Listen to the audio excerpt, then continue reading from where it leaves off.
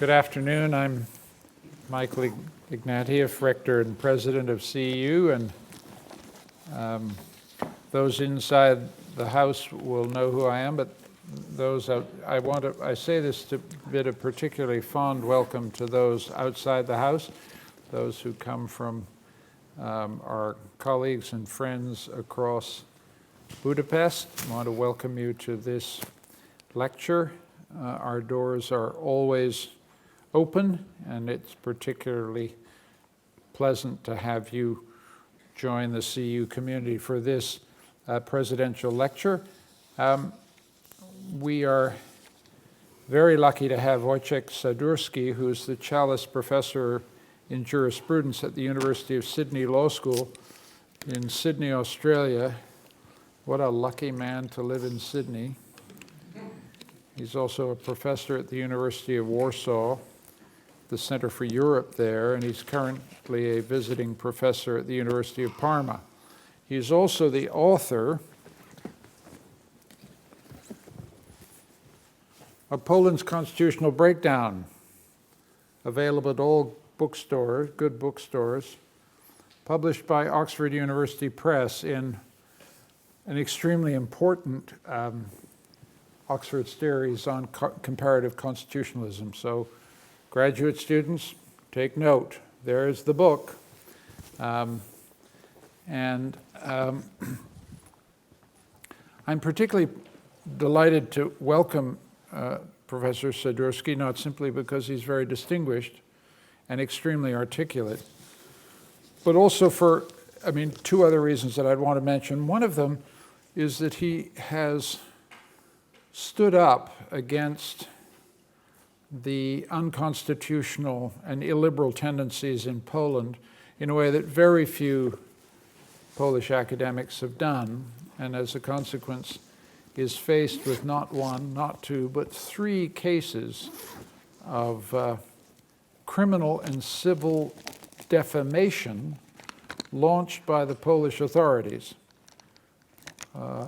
launched by Polish state television and by the ruling Law and Justice Party. So he is under criminal prosecution in his native Poland for saying, in effect, the emperor has no clothes, and that there are certain aspects of their conduct which should be rightly called criminal. So there's a very important free speech issue raised by Professor Sadurski's public commentary in Poland, and he has stood his ground and will take this prosecution right up to Strasbourg and fight it all the way, because an issue of fundamental principle is at stake here, and the right of a public intellectual to say what he thinks about any regime. And needless to say, that kind of public defiance of a regime is of more than casual interest to anybody in this country. The second reason that I think it's important for us to listen to Professor Sadurski is that, if I can just editorialize for 1 minute, one of the things that's very weird about living in Central and Eastern Europe is the minute you leave it, and I was in Spain on the weekend, people start talking to you in commiserating terms about a place called Central and Eastern Europe where everything's the same. It's all the same. Poland and the Czech Republic and Hungary and the Balkans, it's all the same. It's a uniform story of illiberal authoritarianism consolidating, and then it's followed after barely a pause with a statement, it's such a shame that they don't have our rich and enduring democratic traditions, and the poor devils in Eastern and Southern Europe could do with some of the rich, deep, enduring culture of freedom that we in Western Europe enjoy. And I'm sure you're as tired of that as I am, but there are many things tiresome about that typology, but one of them is that it fails to make sufficiently clear analytical distinctions between constitutional and national traditions in Central and Eastern Europe that are fundamentally different. There's a lot of loose talk about, well, Hungary is like Poland, and a liberal democracy in Hungary is the same as a liberal democracy in Poland. Not in a university. We can't do that kind of stuff. It's terrible. What we need, on the contrary, is precise discrimination and differentiation of the national characteristics that are in play in each. Culture, religion, politics play out differently in these places. It is not all the same dreary story. It's a very different, nuanced story, and it's also only in grasping and seizing these nuances, the differences precisely between Hungary and Poland, the analogies, the connections, but also the differences, that we can begin to discern the elements that would lead, in fact, to change, and change possibly in a productive direction. But you didn't come to hear me. I was just trying to set the context for our discussion. I've asked Professor Sadurski to speak not more than 45 minutes at the most, because he said to me he wanted to have questions from you. So we can't have questions from you unless he keeps his word, right? So with that, I hope we'll give a very warm CEU welcome. Thank you very much.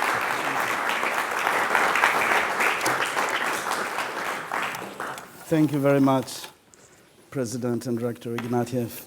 And it's a great pleasure and even a greater honor to be here in the CEU. I have had a long and very happy collaboration with the CEU. I have been visiting lecturer here. I have participated in some of the great seminars organized by Andras Shaya and by Renata Uitz, probably by far the best seminars in my field, in comparative constitutional law and legal philosophy, etc. And I am particularly pleased that this lecture of mine takes place here in Budapest. Let me start with a quote from a quite entertaining essay by a great Polish philosopher, Leszek Kołakowski, incidentally an honorary doctor of this university of 2006. The essay is called Politics and the Devil. And among various invidious things that the devil does, Kołakowski tells us, is the following. Apart from constructing the towers of truth, he, meaning the devil, tries surreptitiously to reintroduce truth into democratic institutions as an alternative to contract and consensus. And then he takes up the principle of majority rule and distorts it by suggesting the attractive idea that the majority as such is right and is therefore entitled to do anything, including abolish the very principle of the majority. And I think that this sentence is a good motto to open a lecture on a regime which derived its initial legitimacy from the majority principle, from the majority support, and in the process, in its first term in office, managed to dismantle the very mechanisms and policies which render majority rule both meaningful and attractive. Now, exactly a week ago and one day, the Polish sovereign, the electorate, decided to renew the democratic mandate of the Law and Justice Party, the Populist Authoritarian Party, which won again an absolute majority in the lower house of the parliament, 235 seats out of 460, with the strongest vote share in the entire history of Polish post-communist democracy, more than any other party, 44%, and more voters than any other party managed to win in the recent history, 8 million people, with a strong turnout by Polish standards, very strong turnout of 61.7%. They did it, they got this renewal of the mandate, despite the fact that over the past 4 years, they, one, paralyzed the Constitutional Tribunal and then turned it into an enthusiastic helper of the government, spread political control over all judges by packing the Supreme Court, by packing the positions of presidents of courts, and mainly by organizing a system of disciplinary control over judges, which also covers their cases and their judgments, to subordinate electoral commissions to the Minister of Interior, to convert so-called public media into a vulgar propaganda machine for the government, to turn civil service into basically field for spoils and patronage by removing the principles of neutrality and professionalism. And I could go on and on and on. And I hope that you excuse me if I don't continue. Perhaps you'll even thank me if I don't continue, because it would take the entire lecture. And they did it by promising in the electoral campaign that in their second term of office, they would do more of the same. So in contrast to the electoral campaign of 2015, where they didn't say that they would do all of these things, now they come clean and are very open about their plans to, as they say, quote unquote, complete the reforms. So of course the question is, what are the causes for this huge societal support? But now I should say, before I try to offer some explanations, that I have deliberately used the highly distorting and misleading concept, the Polish sovereign or the electorate did this or that. I did it on purpose because I'm mimicking here the official propaganda. But of course it wasn't the Polish society, Polish electorate, Polish sovereign. 44% of voters voted for Law and Justice. 48% voted for three parties combined in their, although not terribly unified in the coalition, nevertheless running under very strongly anti-Law and Justice platform. And the polarization in Poland is stronger and deeper than it was ever in recent history. It is a polarization at the political level, which if one throws into the picture also the extreme right-wing, but at the same time anti-Law and Justice party, so-called Confederation, then the political division is nearly 50-50, with very, very few transfers between parties and very few voters voting for some other parties.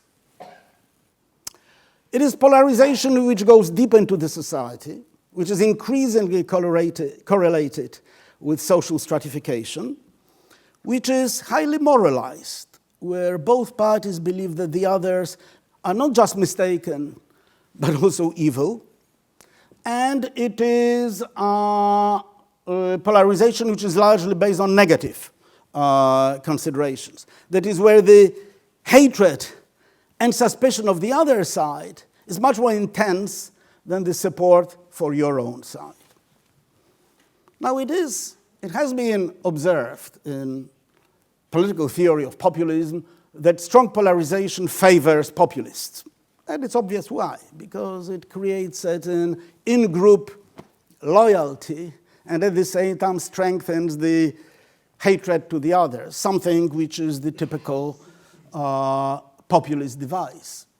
Nevertheless, in itself, of course, it cannot provide an explanation for such a strong victory of populists. It may only be part of a background account of what has happened. Now, again, political theory of democracy, and especially of de-democratization, or of democratic deconsolidation, to use this ugly word, which we witness around the world these days, distinguishes between so-called structural and agentic causes or explanations. Structural explanations are about the background conditions, are about the long-term issues, and are about the causes for voters' preferences. And if we take fundamentally this structural approach, then it's extremely difficult to explain the causes for democratic decay in countries such as Poland and Hungary, for all their differences, for all the difference between them to which the president alluded, and which I hope to be able to come to maybe in Q&A. Because the traditional profiles for countries which are particularly non-hospitable to democracy in today's world are things such as very poor countries with weak states, like in sub-Saharan Africa. Or, in contrast, very strong countries with high economic growth and with single-party or hegemonic party systems, such as China or Singapore. Or countries which have very weak linkages with the West, Central Asia. Now, Poland doesn't match any of these descriptions. So there is certain perplexity among democratic theories about how to explain why it happens here. And various structural reasons simply underdetermine the democratic decay in Poland or in Hungary. So one should perhaps, so even though structural explanations may be seen to be more attractive and generous because they do not presuppose irrationality on the part of voters, maybe one should start with those agentic explanations, which are more about leaders rather than voters, which are about short term, which are about direct interventions in politics, and which are, to put it differently, about supply rather than demand. And from this point of view, I believe that one huge cause for Kaczynski's victory, both in 2015 and now in 2019, is that he managed to present in a single package an attractive narrative which combined three things, which do not necessarily go together, but he managed somehow to cohere them into a single entity. And the 2015 narrative prefigured that of the successful 2019 narrative. And it basically consists of three things: xenophobia, anti-establishment, and anti-modernism. Xenophobia in 2015 was mainly addressed against would-be immigrants and refugees. And in 2019, mainly against the LGBT people, who somehow replaced the refugees as the people whom law and justice loves to hate. The second, anti-establishment, which was so successful in 2015, of course, couldn't be replicated verbatim because the establishment was the law and justice, but was addressed mainly against judges or against Polish representatives in the EU, and in particular Donald Tusk. While the third part, anti-modernism, in this anti-modernism, which is basically a defense of traditional hierarchies of authority, traditional structures, against all the novelties brought to us by decadent West, became even more pro-church, pro-religious, pro-Catholic, in the most, if you like, right-wing and reactionary version of today's Roman Catholicism around the world, which is represented by Polish hierarchy. Now, this narrative was infused with a great deal of paranoia, and I'm using here paranoia not in a clinical sense, of course, but in exactly the same sense as Richard Hofstadter in his famous 1964 essay about paranoid style in American politics. That is an idea that politics is basically a stage at which the forces of good fight the forces of evil. The forces of evil are at the same time pathetically weak because they cannot command support of the society, of the silent majority, but at the same time they are very dangerous because they are so desperate, they see that they are losing.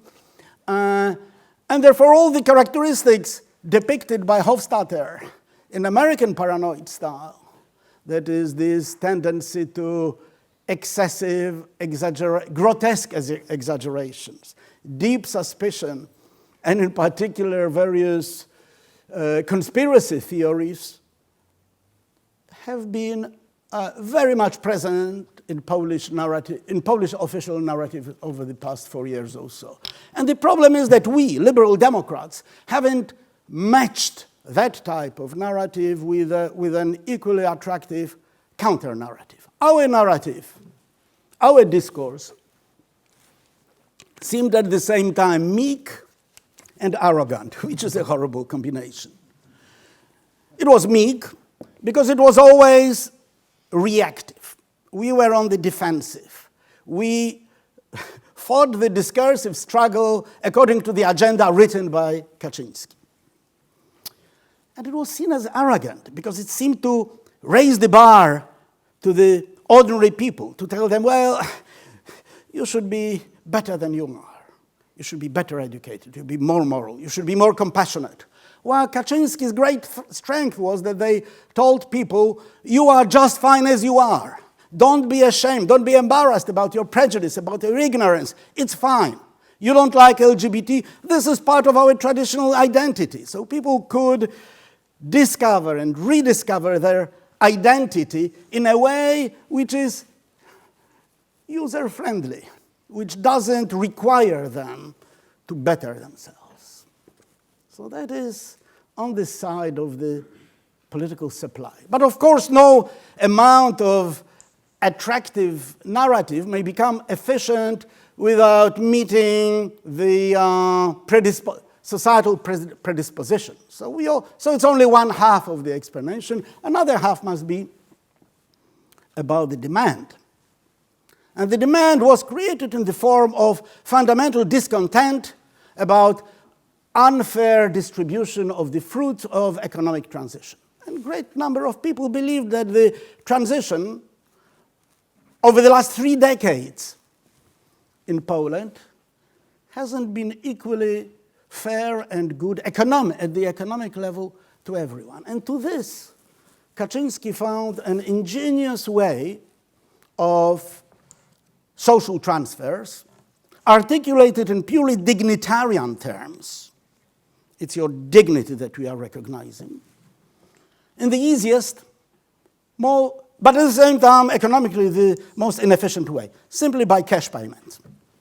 If you pay cash to people, and not on a needs-based, but to everyone, you get 130, 140 euro per month for each child. It is efficient because it offers immediate satisfaction. You see more money in your wallet. Never mind that it doesn't do anything to the supply. No new hospital bed was added in Poland. No new school. No new institution of care for seniors. So the supply of public goods, in fact, decreased. But the demand was bolstered by those financial payments, which are, of course, not sustainable in the long term, but people don't realize it. They are not sustainable because it costs only the child support. It costs about 40 billion zloty, that is about 10 billion euro per year. I mean, the budget in the situation of economic downturn, which is bound to come, will not support it. But, and of course, at certain point, people will start competing on private market of these goods, education, health, etc. And in this competition, of course, the poorer will be disadvantaged regardless of the 500 more zlotys per month or not. So it's also deeply inegalitarian. I would say it's a cruel joke made of the poor people. However, because it was politically so effective, it created a situation in which the narrative met the demand. And these are deep causes of the success of Kaczynski. Not all the errors and mistakes and inaction by the opposition in the recent elections. Sure, there were plenty of it, and we had a good discussion in a seminar a few hours ago here. But these are, if you like, superficial and unimportant causes. These are the deep causes. Now, I can understand that for many of you, Poland, shocking though it may sound to me, is not the epicenter of the world and is not the most important thing, intrinsically speaking. But that is a case study of something that you may be interested in. So the question is, what are the general lessons which we can draw from the developments in Poland? Or put it in another way, if this is a case study, what is it a case study of? And I would offer, slowly approaching the end of the introduction, I would offer 3 suggestions of what it is a case study of, although there may be many, many other things too. 1, it's one of the probably conclusive validations of the end of the so-called transitional paradigm. In 1990s, many of us, and I'm using the first person plural advisedly, believed that there is a certain trajectory. Post-communist, post-apartheid, post-military regimes in South America, post-authoritarian regimes in East Asia. And then this trajectory starts from electoral democracy, from bringing in the institutions of free and fair elections, and it's bound to end with much more robust, thick, liberal democracy. And now we see that this is simply not the case. 2/3 of all the noted cases of democratic decay in recent years, these are studies of Professor Anna Lindberg from Göteborg, are managed by leaders who come to power in free and fair elections. And they are responsible then for dismantling of democracy in their states. So we must see that this optimistic trajectory which we imagined now seems to be hopelessly naive, and that we deal with some sort of hybrid regimes, which are neither conventionally authoritarian nor deeply democratic.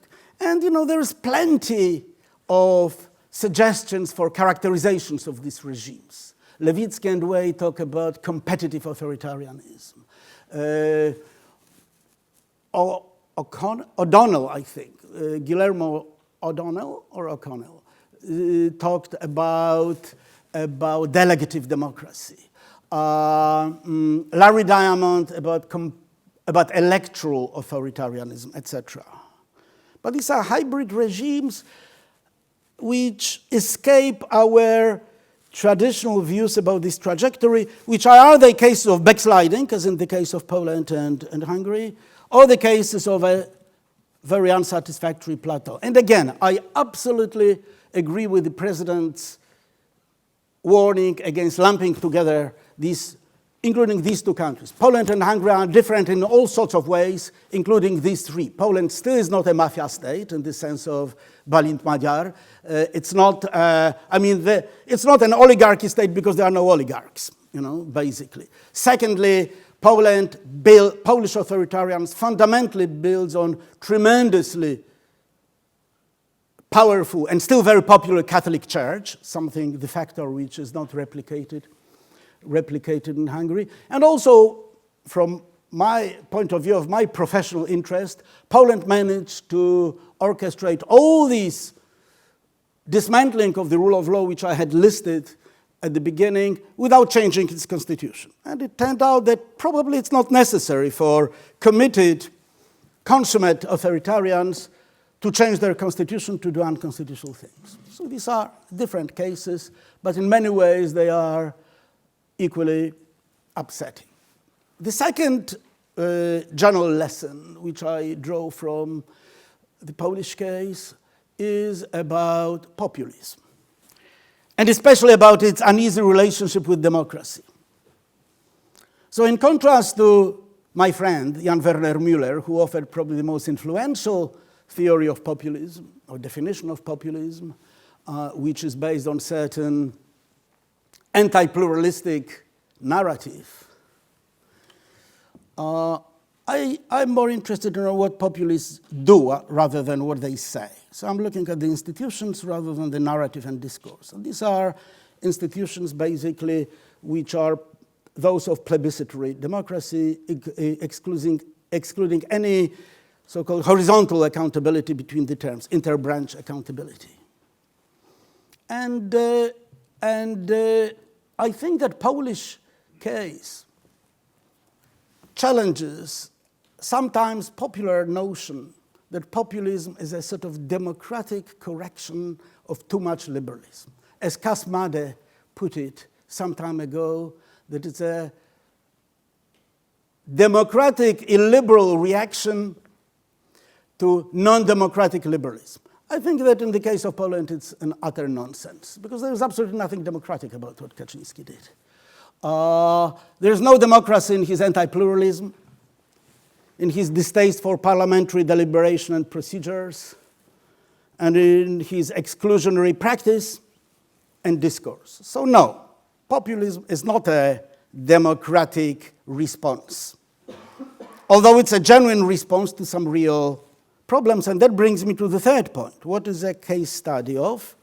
It's a case study of a certain predicament of us, liberal Democrats, in the situation of entrenchment of populism, because populism in Poland became entrenched.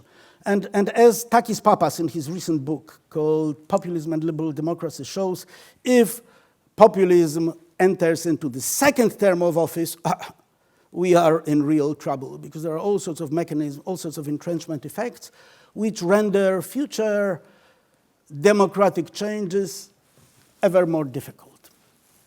And the only really positive or optimistic case of an entrenched populism moving back into democracy which he found is Ecuador. Now, I think that we, liberal Democrats, have to resist two twin temptations, that of self-flagellation and, on the other hand, of self-indulgence or self-satisfaction. And we need to find, and I can recognize in the conversations and writings with my friends and colleagues in Poland that both these temptations on our side are ever present. But we must find a space between self-flagellation and self-satisfaction, and this space is filled by a critical reflection about the deficits of our liberal democracy before, about what we failed to do, what needs we failed to meet, maybe about our arrogance. I've watched with great interest a lecture given in this series a few months ago by Professor Charles Taylor, which I watched on YouTube. And at a certain point, Charles Taylor said, look, we must treat the supporters of Marine Le Pen or of Donald Trump seriously, and do not attribute to them all these moral and intellectual faults which we attribute fairly to those leaders. So we must really think about the ways in which we actually failed to recognize the seriousness of their anxieties and fears, and that these anxieties and fears are not necessarily, often they are, but not necessarily based on bigotry or ignorance. So we must offer a narrative which is inclusive, that is, which includes also people who become attracted to populist leaders, but without at the same time compromising the values which are the most important for us, those of minority protection, those of supremacy of the Constitution, those of the rule of law, and those of the division of powers. How to do it? If I knew, I wouldn't be giving lectures even in such eminent places as the CEU. So let me finish with Leszek Kołakowski, because I started with Kołakowski, from the same essay. By the end of his essay, he says this: the struggle between the devil and God in history is not a merry spectacle. The only comfort we have comes from the simple fact that we are not passive observers or victims of this contest, but participants as well. And therefore our destiny is decided on the field on which we run. And there are two takeaways for me from this passage. One is indicated by his use of the word of destiny. It suggests the stakes of the current situation, and the stakes are high. Actually, they couldn't be higher, because populist authoritarians assault our liberty in its very core.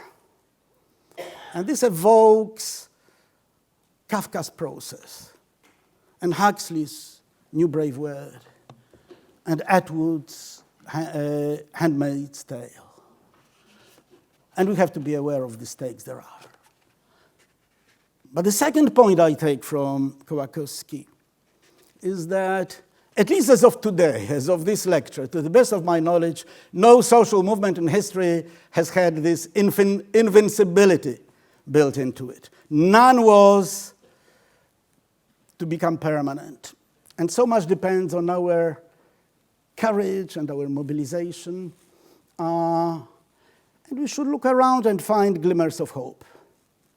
In the election of the new mayor of Budapest and 10 Hungarian cities, in the election of Zuzanna Czaputova, in the fact that while PiS got 44%, the anti-PiS, and I'm using Polish acronym for law and justice, got 48%, and that we control the Senate. So much depends on us. It is all decided on the field on which we run, and we run, and we run, and we should keep on running. Thank you.